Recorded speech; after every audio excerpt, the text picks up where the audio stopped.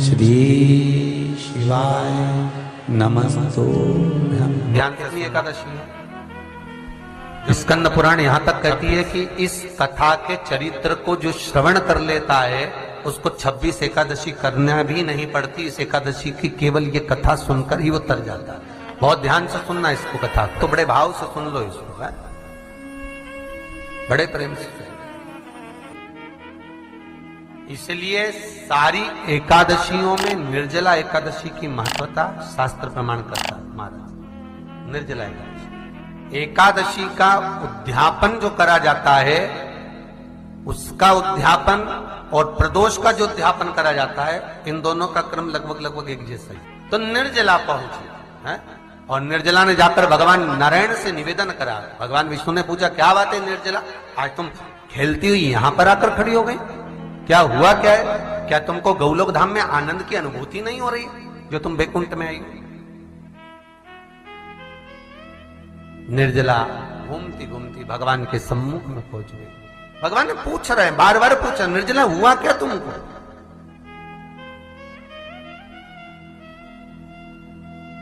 ए निर्जला, ए एकादशी, हुआ क्या है तुमको? क्या कारण है तुम्हारे यहां आने का, बैकुंठ पहुंचने का? बहुत ध्यान देना महाराज। शास्त्र कहता है सोमवार, मंगलवार, बुधवार, गुरुवार, शुक्रवार, शनिवार, ये देवता वो देवता सबके व्रत कर लो, सारे व्रत कर लो, पर ये व्रत आपको परमात्मा के धाम तक लेकर नहीं जा सकते, क्योंकि इनका जो पुण्य है वो मृत्यु लोक में आप थोड़ा सा भी गलत करते हैं तो पुण्य समाप्त हो जाता है। पर हिंदू धर्म के 3 व्रत ऐसे बता दिए जिन व्रतों का पुण्य समाप्त नहीं हुआ।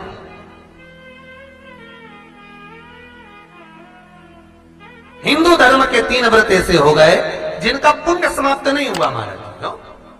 जिनका पुण्य प्रबलता में बढ़ता गया। पहले नंबर पर एकादशी, दूसरे नंबर पर प्रदोष और तीसरे नंबर पर शिवरात्रि। एकादशी भी 26 है तो प्रदोष भी जम के बोलते जाओ 26 है।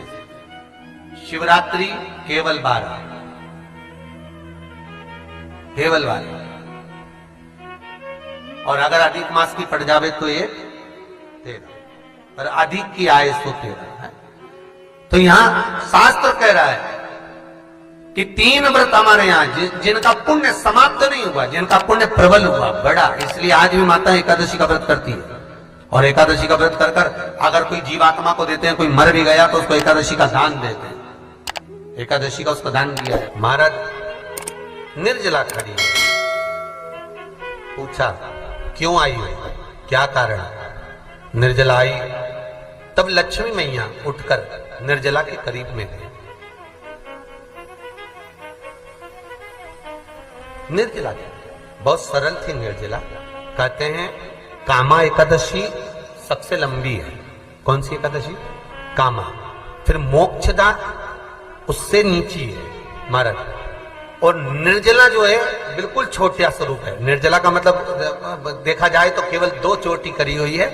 मस्तक पर भोर लगा हुआ है निर्जला के, माथे पर बिंदी लगी हुई है निर्जला के, सुंदर गले में तुलसी की मालाएं पहनी है निर्जला, हाथ में जो हाथ फूल जैसी माताएं पहले पहनती थी, आपको ध्यान में होगा, ऐसा बड़ा फूल होता था, अंगूठियां पड़ी होती थी, हाथ में ऐसा लगा रहता है। तो निर्जला हाथ फूल भी तुलसी के धारण करी। बड़ा सुंदर स्वरूप है माता निर्जला का महाराज। छोटी है तो माता लक्ष्मी उनके पास में गई और निर्जला से जाकर पूछा, निर्जला तेरे आने का कारण क्या है, तू बता। नारायण आपसे पूछ रहे हैं कि क्यों आई हो, किस लिए आई हो, क्या है तुम्हारे आने का कारण? निर्जला ने कहा, मेरी विनती केवल इतनी सी है मां कि मैं ये चाहती हूं कि मैं जीव के प्राण छूटने के बाद उसके प्राणों को जिस समय मैं लेकर जीवात्मा के प्राणों को परमात्मा तक भेजूं, बैकुंठ तक भेजूं, गौलोक धाम तक भेजूं, उस बीच में मुझे ले जाते समय कई नरक भी बीच में पड़ेंगे, कई स्थान ऐसे बैतरणी आदि का स्थान बीच में आएंगे तो वो स्थान में मुझे रोका ना जाना, मैं सीधे भगवान के धाम पहुंच जाऊं। ऐसी कृपा, ऐसी दया। जितनी भी माताएं एकादशी का व्रत करती, बहुत ध्यान से सुनना आज की कथा को, शायद जिंदगी में मिली ना मिली, पर ये कथा का रिश्ता तो बहुत ध्यान से सुनना। स्कंद पुराण यहां तक कहती है कि इस कथा के चरित्र को जो श्रवण कर लेता है उसको 26 एकादशी करना भी नहीं पड़ती। इस एकादशी की केवल ये कथा सुनकर ही वो तर जाता है। बहुत ध्यान से सुनना इसको, कथा को। सबसे पहला नियम एकादशी व्रत का, सबसे पहला नियम है कि आप जिस दिन व्रत करो उसके एक दिन पहले भक्ति का संचार इस हृदय में करो। भक्ति का संचार इस हृदय में कर लीजिए। जिस दिन आप व्रत करो, जैसे एकादशी का व्रत कर रहे हो तो दशमी के दिन शाम का समय जब आवे, रात्रि जब होने लगे, शाम का समय आवे और रात्रि का आप जब भोजन ग्रहण करो तो उस भोजन में कोई ऐसा पदार्थ ग्रहण मत करिए जिस पदार्थ के कारण आपकी एकादशी बिगड़ जाए। कोई बेकार भोजन में ग्रहण नहीं करना, श्रेष्ठ भोजन ग्रहण करिए दशमी। और एकादशी का दूसरा नियम बहुत ध्यान से सुनिएगा। जिस दिन आपकी एकादशी का व्रत हो उस दिन प्रयास करिएगा कि अपने हाथ से किसी भी वृक्ष की कोई पत्ती टूटे ना। अपने हाथ से किसी भी वृक्ष की, पौधे की, किसी भी वृक्ष की पत्ती अपने हाथ से ना टूटे। बहुत ध्यान दीजिएगा महाराज। एकादशी का ये दूसरा नियम है कि अपने हाथ से किसी पौधे की, किसी वृक्ष की, किसी डाली की कोई पत्ती टूटे ना, कोई पत्ती ना टूटे, इसका प्रयास करिए।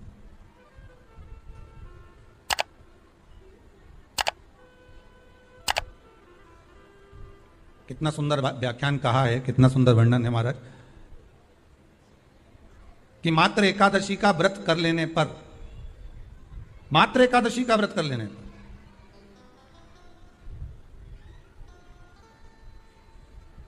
जो पूर्व में किया गया हमारा पाप कर्म है, हमने किसी जीव की हत्या करी है, हमने किसी को कष्ट प्रदान करा है, हमने किसी को अपशब्द कहा है, हमने किसी को ताने दिए, हमने किसी को आड़ा टेढ़ा कहा है, हमने किसी को गालियां दे दी है, मात्र एकादशी का व्रत ही कर लेने पर ये सारे जो दोष हैं वो समाप्त हो जाते हैं। सारे दोष हमारे समाप्ति पर आ जाते हैं।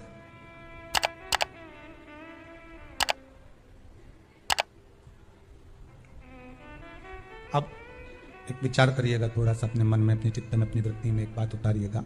एक अपने मन में एक बात को उतार कर रखिएगा कि आप अपने पाप को, अपने पाप कर्म को जिस दिन क्षीण करने वाले हो, समाप्त करने वाले हो, अपने पाप को आप जिस दिन समाप्ति पर लेकर जा रहे हो तो उसके एक दिन पहले आपको प्रसन्नता होना चाहिए कि नहीं होना चाहिए कि कल मेरा पाप कटने वाला है, कल मेरा पाप समाप्त होने वाला है। जो मैंने पाप कर्म करा है वो समाप्त होगा, जो मैंने पाप कर्म करा है वो कल समाप्त हो जाएगा। तो एक दिन पहले आपके चेहरे पर प्रसन्नता हो कि ना हो?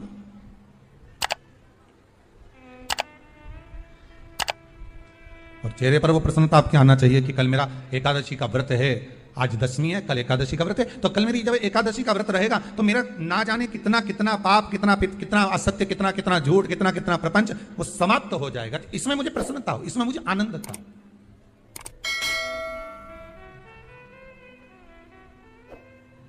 तो क्या कहा गया कि प्रयास करिएगा कि एकादशी के दिन कोई वृक्ष की, कोई डाली की, कोई कोपल की कोई पत्ती ना तोड़ी जाए। क्यों?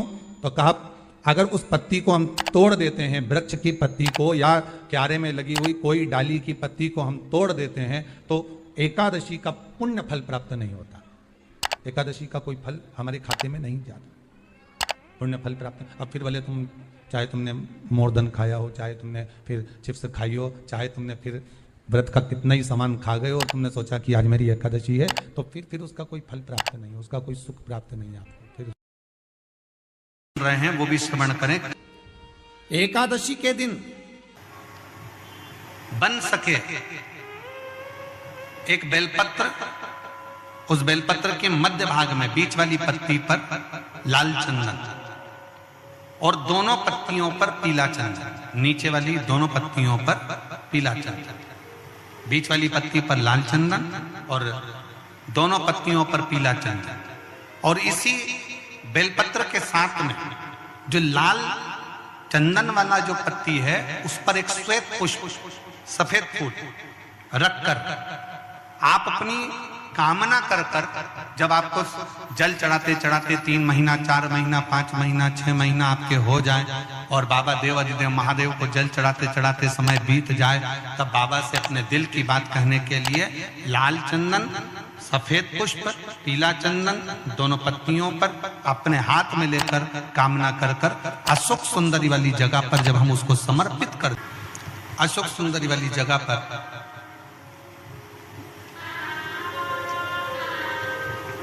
ये शिवलिंग जलाधारी और उसके सामने का जो भाग है उसके मध्य भाग में अशोक सुंदरी का स्थान है।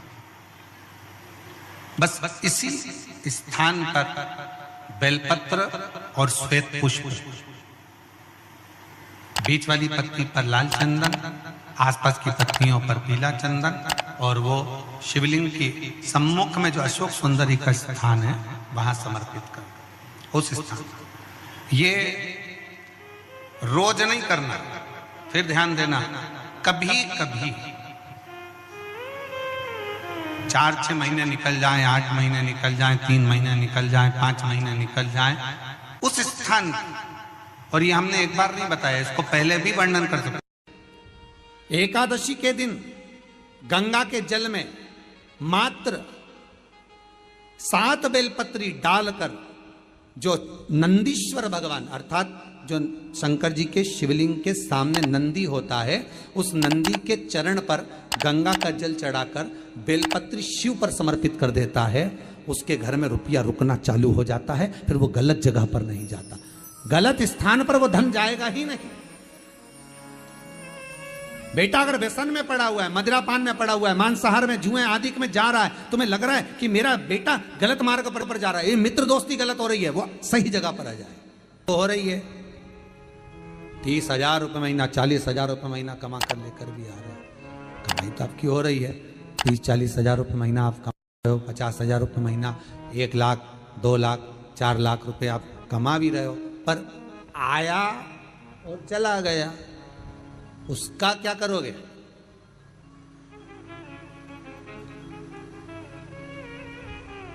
उसका करना क्या है? बहुत सुंदर संवाद है, ध्यान दीजिएगा। जिसके घर में कमाने वाले 2-4 हैं, पैसा तो आ रहा है पर घर में टिक नहीं रहा, डॉक्टर में, पुलिस में, एक्सीडेंट आदि में, कहीं गलत जगह पर व्यसन में अगर पैसा जा रहा है, जुए में, मांसाहार, मदिरापान, या कहीं आया पैसा आने में कमी नहीं, आ रहा है पर टिक नहीं रहा, रुक नहीं रहा, कोई मांगने आ गया, दे दिया, फिर वहां से अपने पास नहीं आ रहा, अपन कह रहे हैं भैया हमारा पैसा लौटा दो, नहीं आ रहा।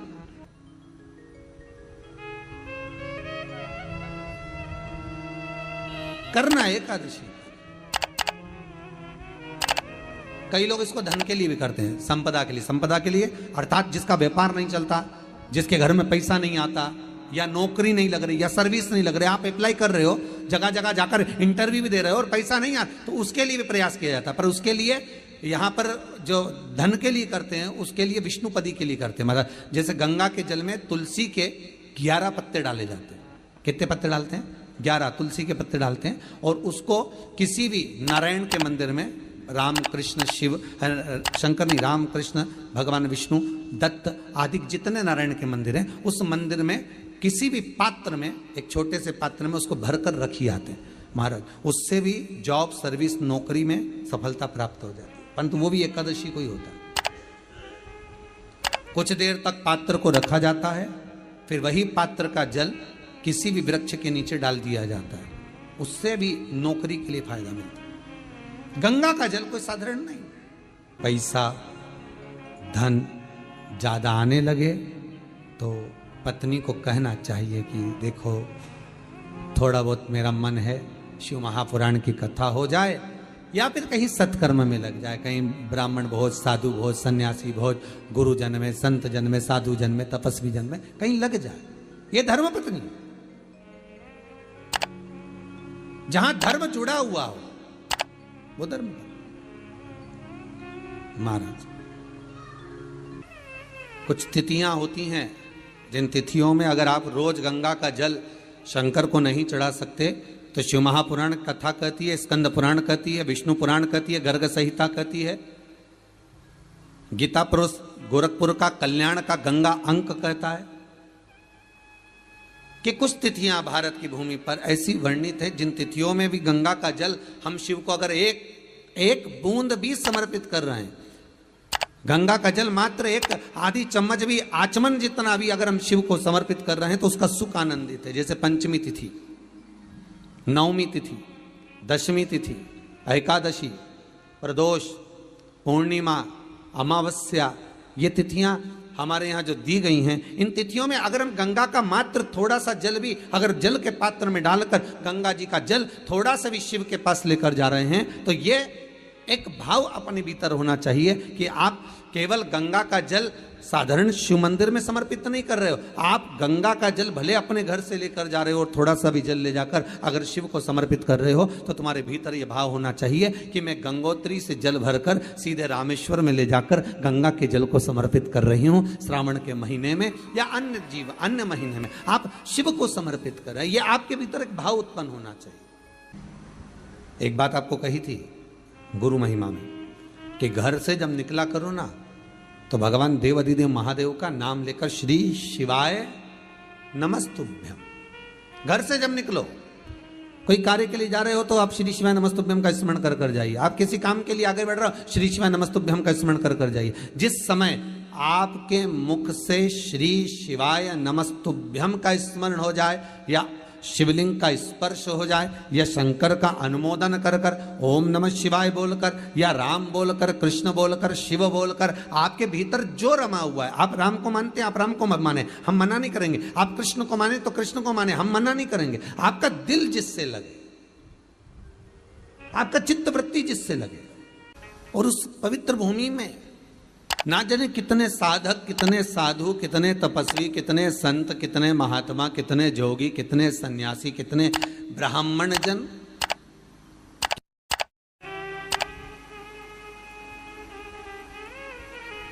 पवित्र भूमि,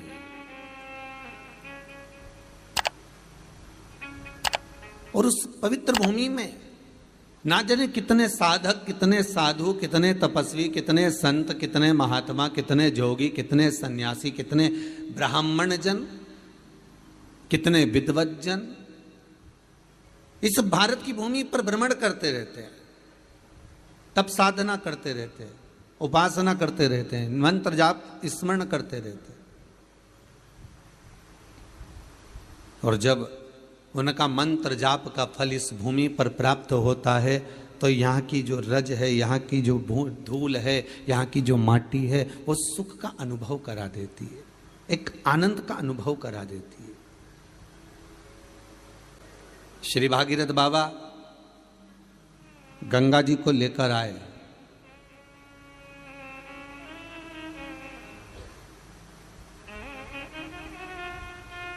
भागीरथ बाबा तो गंगा जी को लेकर आए 60,000 काकाओं के उद्धार के लिए, और वो गंगा भी बहती हुई गौमुख से लेकर चलते चलते चलते चलते वो गंगा भी कलकत्ता तक जब पहुंची है, गंगा सागर तक जब पहुंची है, तो उसके घाट पर, उसके तट पर, गंगा महारानी के किनारे पर जितने भक्त, जितने साधु, जितने सन्यासी, जितने साधक, जितने उपासक, जितने जीव रह रहे हैं, ये गंगा उनका कल्याण कर रही है। और जो उसकी शरणागति में जा रहा है, गंगा उसका उद्धार कर रही है। गंगा किसको संवारती है?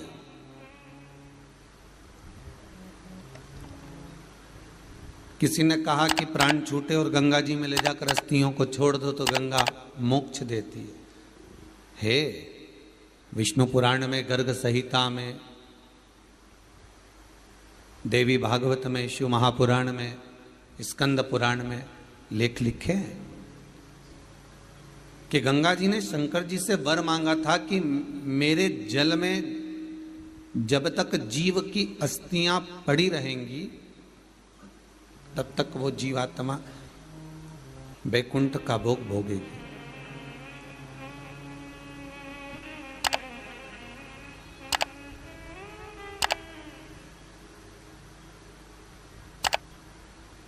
पर गंगा जी ने एक बात और कही है, शिव महापुराण में आपने श्रवण करा ना करा, पर एक बात और गंगा जी कह रही हैं कि मैं तार दूंगी, मैं पापी से पापी जीव का उद्धार कर दूंगी, मना नहीं है। वैसे भी तो भारत की भूमि तो पावन पावन नदियां सारी की सारी जितनी भी हैं ये भारत की भूमि पर है, ये भारत माता पर विराजमान, सारे के सारे पावन तीर्थ इस भारत की भूमि पर विराजमान है।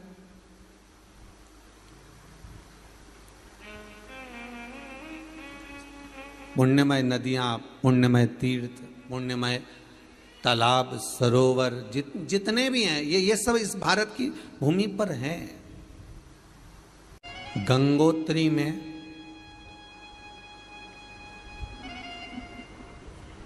आप लोग गए होंगे, कई लोग गंगोत्री, बद्रीनाथ के जो 4 धाम हैं, यमुनोत्री, गंगोत्री, केदार और बद्रीनाथ। विष्णु पुराण में कहा 3 तरह से मरे हुए व्यक्ति की गति नहीं है, उसको मोक्ष नहीं है। पहला पानी में डूब कर मरा हुआ, दूसरा सर्प के डसे से मरा हुआ, तीसरा स्त्री के हाथ से, नारी के हाथ से मरा हुआ व्यक्ति, इसकी गति नहीं है, मोक्ष नहीं है इसकी।